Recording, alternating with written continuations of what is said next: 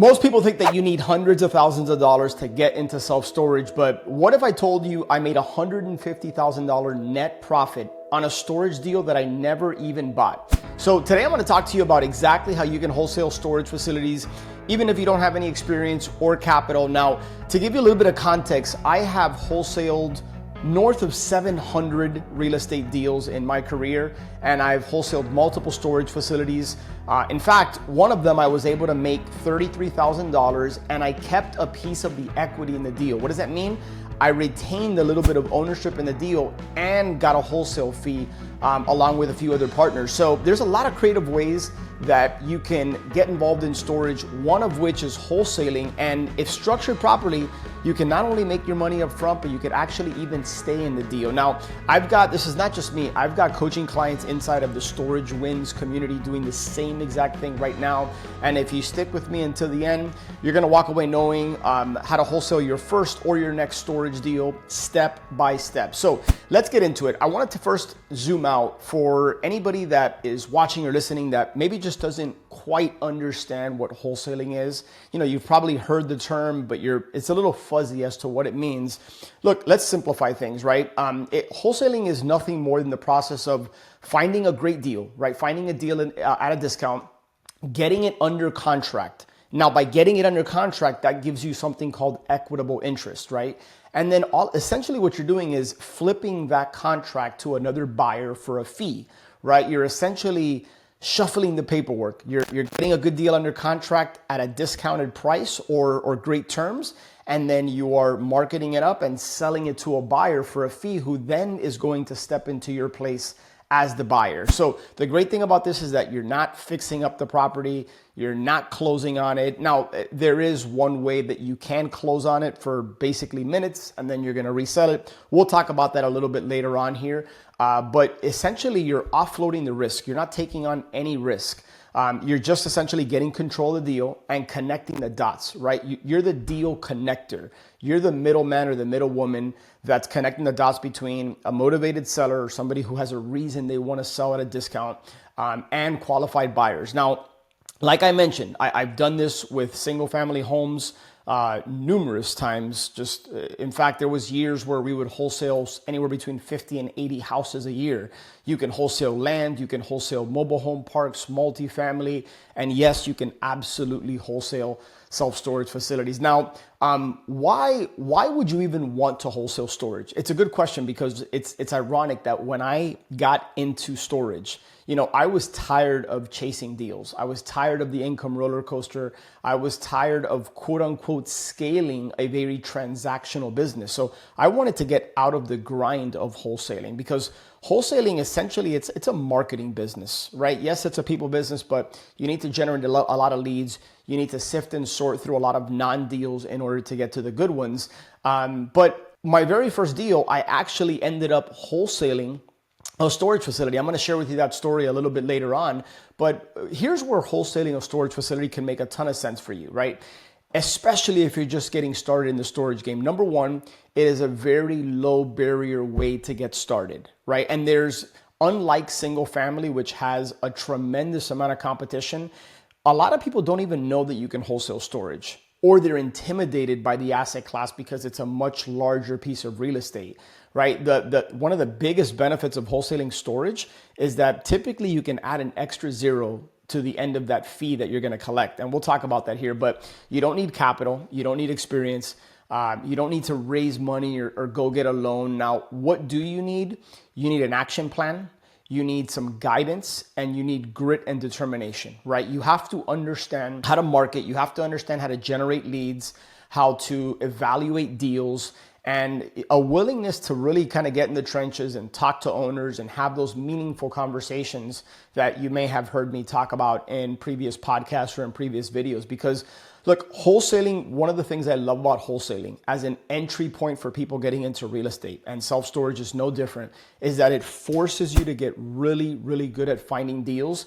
And to me, that is one of the most important skills in this business. And I've talked about this in the past. If you kind of cornered me and you said, hey, Alex, if I had to focus on one thing to succeed in storage, what would it be? And some people might say, hey, get really good at raising capital. Or some people might say, hey, get really good at evaluating deals. I would say get really, really good at finding deals, because when you can find deals and control the deal with a contract, your opportunities are endless, right? You have so many different ways that you can make money on that deal, and wholesaling is just one of them. So aside from that, you're definitely going to want to sharpen your underwriting, right? Essentially, how do we analyze the deal? How do we evaluate if it's a good deal or not? So not only are you getting really good at marketing and lead generation, it forces you to get good at understanding what makes a deal a deal. And if it's not a deal, by the way, one of the things I always share with coaching clients is ask yourself, what would make this a deal? That could be a lower price. That could be better terms. I mean, there's a lot of different ways that you can make a non-deal a deal, right? And it's going to force you to start to understand what makes deals attractive to buyers, because you're going to be having conversations and building relationships with buyers, qualified buyers. So you're going to get the reps. You're going to find out what they're looking for. You're going to find out more about their buy box. What makes a deal good for them? What kind of returns are they looking for? What markets are they interested in? So you're really getting just a strong foundation from which to build on, so that eventually you can get into more buy and hold. Here's the great thing. Whether you want to wholesale to get started or you want to buy and hold, the marketing, lead gen, and acquisitions, the meaningful conversations, is the same. It's not any different just because you're going to wholesale versus you're going to buy and hold. Now, beyond that, right, in terms of the due diligence, in terms of the deal structure and who you're going to potentially work with, that obviously is going to be different, right? But the best part about wholesaling is that it can be extremely lucrative. I mean, I personally have not heard of anybody making less than $30,000 on wholesaling a storage facility. Hear me loud and clear. I'm not saying there aren't people out there that have made 10, 15, 20 grand. I'm sure they have. But in my experience, usually between $30,000 and $300,000, I would say, and I realize that's a broad range, but I personally have generated, so I was involved in a deal where the wholesale fee was $99,000, and I split that with two friends of mine. So there was three of us involved in the deal. We each made 33 grand. And then we kept 15% equity ownership in that deal. So essentially, I own 1/3 of that 15%. Let's call it 5%. So I was able to make $33,000 and keep 5% equity in that deal. And the other two guys in that deal also made 33 grand and retained 5%. And then I wholesaled a storage facility that I made $150,000 on. And that was actually the way that I went about wholesaling. That was a little bit different. So I'm going to share with you 3 ways that you can actually wholesale a storage deal. But let's kind of get into the step-by-step right now, because I want to walk you through the process so that you have more confidence going in and walking away from this and saying, hey, I can absolutely wholesale a storage deal. If we accomplish that and nothing else, then this is a huge win, and it's worth the time and energy that you're spending here with me. So look, step 1, I talked about this. It's lead generation. You have to have consistent deal flow. And that could be, look, I have 16 different ways that I could teach you how to generate leads and find storage deals. Really, there's about 5, 6, 7 that I really, really like. And there's like my top 2. So one of the ways could be cold calling. Direct mail is another one. Broker outreach. You can go driving for storage, right? Driving for dollars. So if you happen to live in a tertiary or a secondary market, or if you're traveling and you can stop in, meet with the owner face to face, shake their hand, it elevates you. You can go flying for dollars, right? On Google Earth or Google Maps. So there's a variety of ways that you can generate leads. But step 1 is it starts with the lead gen. Step 2 is understanding how to analyze the opportunity, understanding like just understanding the numbers. What is the value of this facility? What's the potential upside? And these are things that we dive into weekly in our Storage Wins coaching community. So there's a link below if you want to check that out. But step 3 is understanding how to lock up the deal, right? The paperwork, getting the property under contract so that now you have equitable interest. And you're able to go out there and talk about the deal and potentially find the buyer to step into your place. Because that's what you're doing. If we're going to simplify this process, you're the deal finder, Then you find the buyer and you connect them and you step out of the way in exchange for a fee, right? And usually these fees are very healthy. Let's just say that one storage wholesale deal can make you a lot more than the average person makes in a salary, in their annual salary, which is crazy. It's bananas to me. So step 4, I just touched on it. You find the buyer, right? Now this is key. You have to find somebody that you feel confident can get the deal over the finish line. I always like to work with people that are experienced, but I'm not opposed to working with a first-time storage buyer. In fact, I spend most of my time and energy teaching people how to get involved in this business and how to buy their first storage deal. So I love working with a first-time buyer, provided that they have mentorship, guidance, or they're plugged into the right community like Storage Wins.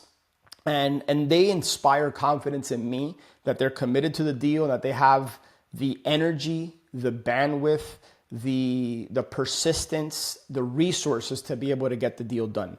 So part of this process is really, really important. It's building your list, right? So whether it's leveraging the Storage Wins community, being a part of the Storage Wins private Facebook group. So if you're on Facebook, just look up the group Storage Wins. And you can request to join that community because there's a lot of conversation happening there. I'm sharing resources, people are connecting, people are sharing deals, and things are happening within that community. So the Storage Wins Facebook group is a great place to go. There's other storage Facebook groups as well. Look, inside of our Storage Wins community, we've had members wholesale deals to each other.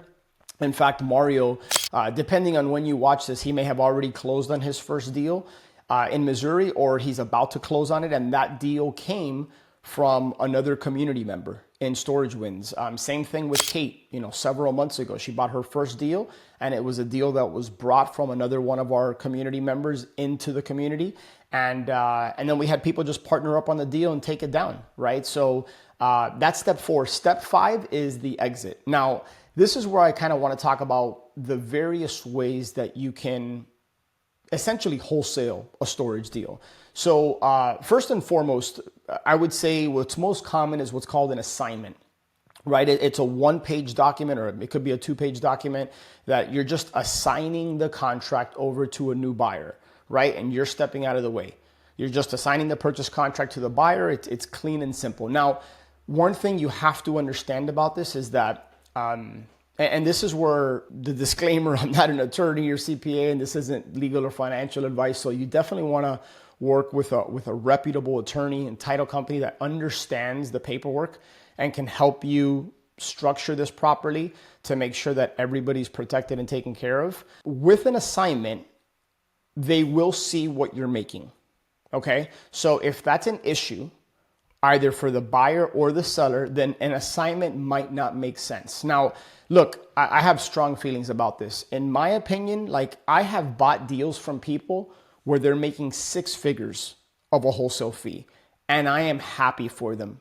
I don't care what people are making. I'm not counting somebody else's money. I understand the hard work, the time, the energy that it takes to go out and essentially have a lead generation machine and all the conversations that have to be had and putting the deal together. And that person should be compensated well if the deal works for me. And if the numbers make sense and I'm happy with my side of it, I could care less how much money somebody's making. And it kind of drives me crazy when people are like, oh, well, you shouldn't be making that much, or why are you making that? Or, and there's been deals that I've been a part of where the wholesaler makes more money than the actual person in the future that ends up flipping the property. That's not uncommon, right? So, but don't be the person counting somebody else's money. In fact, be happy for them. You want to build a relationship with them. You want that wholesaler to continue to bring you deals. And as an aside, I'm always looking at storage deals. So if you get a really good storage deal under contract, you have a potential buyer in me. And not just me, but I have a community of awesome people inside of Storage Wins that are actively looking, in many cases, for their first deal, in some cases for their second, even third and fourth deals. So reach out to me. Option 1 is the assignment. Option 2 is what's called a double close. Okay, so essentially you're buying and selling the property on the same day. This comes in if you want to protect the fee. And what I mean by that is that if you don't want the parties to know how much money you're making and you think that could be a challenge, then double closing it is a way that you can do that. Now, I remember years ago, we actually used to use the end buyer's funds to fund the front side transaction. So it's what we used to call an A to B closing, right? The A is the seller, we're the B, and then a B to C closing. We're the B and the C is the end buyer. Now, it was fully disclosed in writing that the end buyer knew that we were using their funds to purchase the property on the A to B transaction, but I don't even recommend that. In fact, and I'm going to talk about this, but you should be in a position or have the ability to be able to buy a facility, and if you can't, then disclose that to the owner that and let them know, hey, look, I'm not going to be the end buyer here, but I have funding partners or I have people that are interested in buying this type of property. And I think when you communicate with confidence and you're very honest and transparent with all parties involved, then most of the times they don't have an issue with that. As long as they can get what they're looking for and you can instill that build that trust and instill that confidence in them. So don't ever lie or be dishonest. And that's something that I think has put a black eye on the industry as a whole. And in my opinion, part of the reasons that wholesaling in general, especially in the single family world, is highly restrictive now in certain states. And there's all these like laws and regulations because many wholesalers that were just not being honest have tainted it and have made it more difficult. So always operate with honesty and transparency, build that relationship. You never want to start a relationship on a lie. That's just never good. That's a super rocky foundation. And golden rule of life, like treat others as you want to be treated, right? It's pretty common sense, but unfortunately sometimes people don't operate that way. But option 2 is a double close. Now keep in mind, if you double close, you may need to bring in a transactional funder if you don't have the funds to be able to close it. Talk to an attorney and figure out the various ways that you can do that. But nevertheless, I want you to be aware that double closing potentially is an option. And then option 3 is actually what I did when I wholesaled that facility for a $150,000 fee. Is what's interesting is that the seller, so long story short, I was taken off to Italy with my family. This was in the summer this was a couple years ago.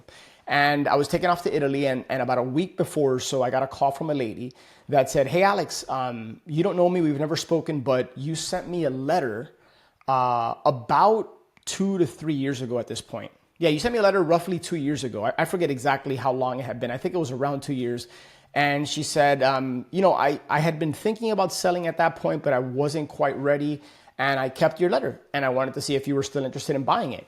And what's interesting is that I asked her, I said, when we were closing, I said, I'm just curious, like you had mentioned that you kept my letter for 2 years. Like what prompted you to keep my letter? And she said, well, it was very personalized. I felt like you were speaking to me. And then she goes, and by the way, you have a beautiful picture. You have a beautiful family. Because I include a picture of my family with my wife and my 2 girls at the bottom of the letter. And I'll link up that I created a YouTube video on that letter and kind of broke it down. So we'll link that below. So we ended up, I got that facility under contract for $400,000. And then a friend of mine who is also in storage saw the deal. I put it out there and immediately he wanted it. It's like, this is exactly what I'm looking for. It's perfect. And so I ended up selling it to him for $550,000. So my net profit was 150 grand, but I ran into a small little hiccup. The seller had an attorney and the attorney didn't want me to be able to assign my contract. So in the purchase agreement, there's a section that allows you to assign it. There's also a section that says that you cannot assign this. And so what I ended up speaking to my attorney, what we ended up doing was creating an entity, right, in that state. And then on the day of closing, I sold 100% of the interest in that entity, in that LLC, over to the buyer. And it was fully disclosed. Everybody was aware of what was going on. And so again, this is not legal advice. So consult with the pros, make sure that you're doing things, you're dotting I's, crossing T's, and doing things the right way. But the entity transfer, selling interest in the entity was another way that you can get a storage deal done. And yeah, that one got me paid $150,000. I never fully took title. We talked about, being able to structure the deal where if it's a really, really juicy deal, you can get a fee and potentially stay in the deal with some equity. Now, I would only advise this if you know the party, right? If you know who's buying it and there's an alignment of values and trust and they can operate it and do well. So otherwise, I'd rather you just kind of be in and out of the deal. So look, we talked about always being honest about your intentions. Don't lie. Don't pretend to be buying something that you're not. Just build the relationship the right way, right? That's how you have long-term thinking.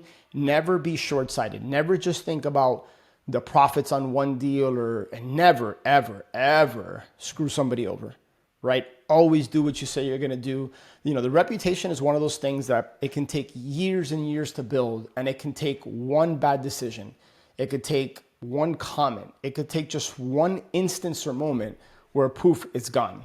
Build the business with long-term thinking. Do right by people. Do what you say you're going to do, because it all starts with integrity. So look, hopefully we've gotten to the point here where you feel more confident and you have a better understanding of the process. So if you've ever wholesaled single family properties before, this is probably very familiar.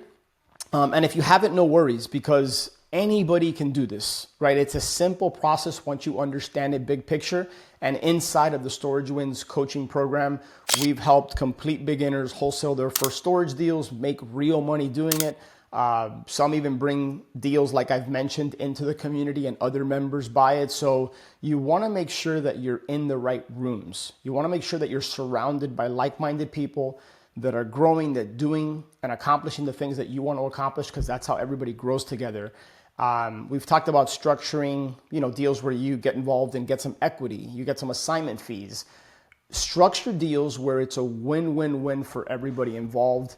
And that's how you're going to build a business that's sustainable, that grows, that just does right by people. So look, if you're sitting here thinking, I want to get into self-storage, but I don't have money, I don't have experience, Alex, this is a great way to get started. And it's how some people within our Storage Wins community are building real momentum right now, is they're getting really, really good at finding deals, generating leads, and their goal and exit strategy is to wholesale these storage facilities. So look, I want to make sure that you're subscribed, right? Subscribe to the podcast, subscribe to the YouTube channel, so that you can continue to get more tactical content on finding, funding, and profiting from storage deals. And head over to storagewins.com. There'll be a link below to book a free discovery call if you want to buy your first or even your next storage facility within the next 6 to 12 months. Even if you don't have capital experience, we'll show you exactly how, plug you into a great community. So with that being said, I'll talk to you on the next one.